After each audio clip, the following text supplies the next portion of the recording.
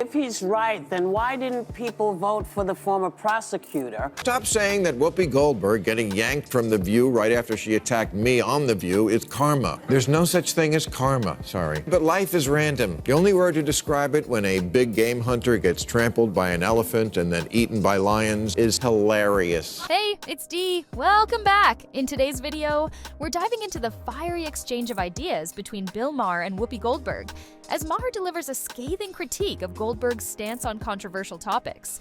It's a clash of ideologies, hypocrisy, and the ever-contentious woke culture. First up, let's unpack Maher's sharp critique of Whoopi Goldberg. He accuses her of promoting illogical double standards and calls out her selective sense of justice. Specifically, Maher takes aim at her defense of President Biden's pardon of his son, Hunter Biden, questioning how Goldberg can dismiss such actions without batting an eye. There's no such thing as karma, sorry. But life is random. The only word to describe it when a big game hunter gets trampled by an elephant and then eaten by lions is hilarious. Goldberg, on the other hand, has outright dismissed any criticism of Biden, claiming there was no wrongdoing, despite mounting evidence to the contrary. Maher describes her comments as mental gymnastics, pointing out her unwillingness to hold her ideological circle accountable. The right response to speech you don't like is more speech. Who actually had policy plans to help the working class. This debate isn't just about Goldberg and Maher. It's a lens into the double standards of woke culture. Maher highlights the inconsistency of preaching justice while excusing the wrongdoings of allies. The Hunter Biden saga is a prime example. Why are some willing to overlook his transgressions while demanding accountability from others? And what better place to witness these contradictions than The View? They just want prices to go down and good jobs and the police when you call them. Then why didn't people vote for the former prosecutor? Known for its chaotic debates and biased perspectives, Maher positions the show as emblematic of today's polarized media environment. Goldberg's comments, according to Maher, are a prime example of how ideological bias can cloud judgment. The verbal clash between Bill Maher and Whoopi Goldberg escalated into a dynamic and intense exchange that exposed the ideological rift between the two. Maher began by zeroing in on Goldberg's justification of Hunter Biden's pardon. It's not that I've gotten old, it's that your ideas are stupid. Calling her defense a glaring example of selective outrage. He argued that the principles of justice should apply universally, without exceptions for political affiliations or personal connections. I'm going to stop you for a second. You love to speak truth to power, and we always should, but you have completely lost the ability to speak truth to bullshit. Maher pointed out the irony of Goldberg, a vocal advocate for fairness and accountability. The one thing I know for sure about America is this. It's run by mean girls. Mean girls in the press and in politics and in life. And when they smell blood in the water, seemingly ignoring the evidence against Hunter Biden. His relentless questioning demanded clarity, pressing Goldberg to explain how such blatant favoritism could be justified without undermining the core values of the justice system. Goldberg, refusing to yield, countered by arguing that Maher's critique was overly simplistic and rooted in political bias. She passionately defended her stance, asserting that the context of the situation mattered more than the surface-level critiques being lobbed at her. Stop saying that Whoopi Goldberg getting yanked from The View right after she attacked me on The View is karma. There's no such thing as karma, sorry.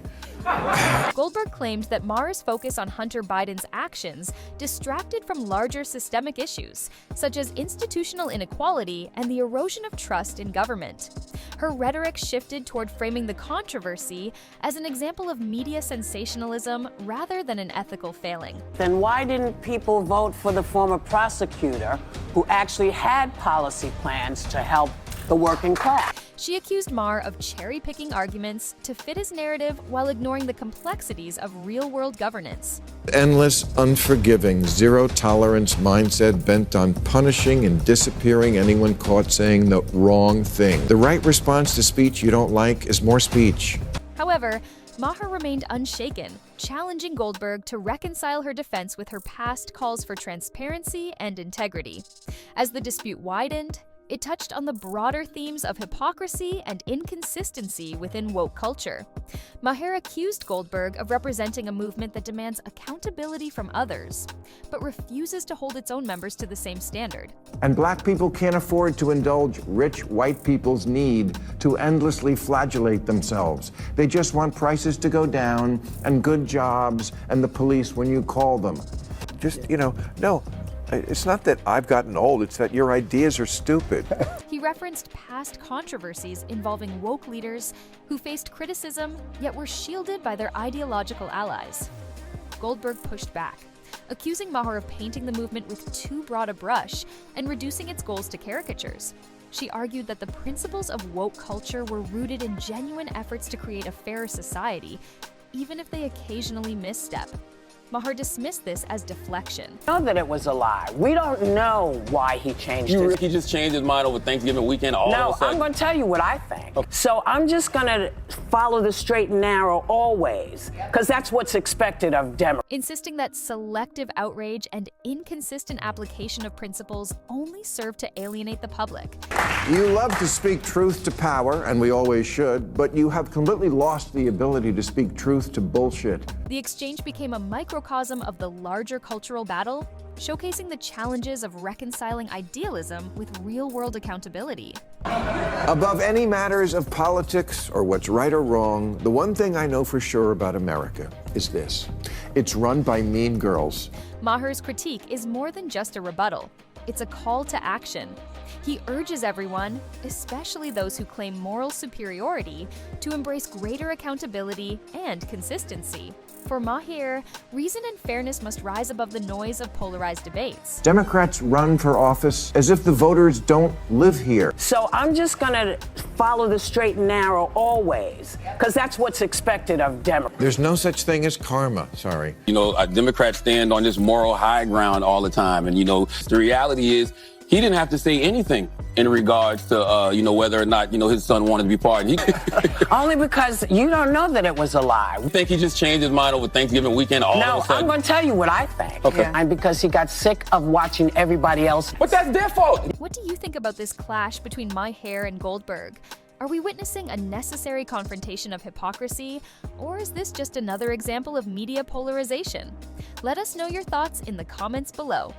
Don't forget to like, share, and subscribe for more deep dives into today's hottest topics.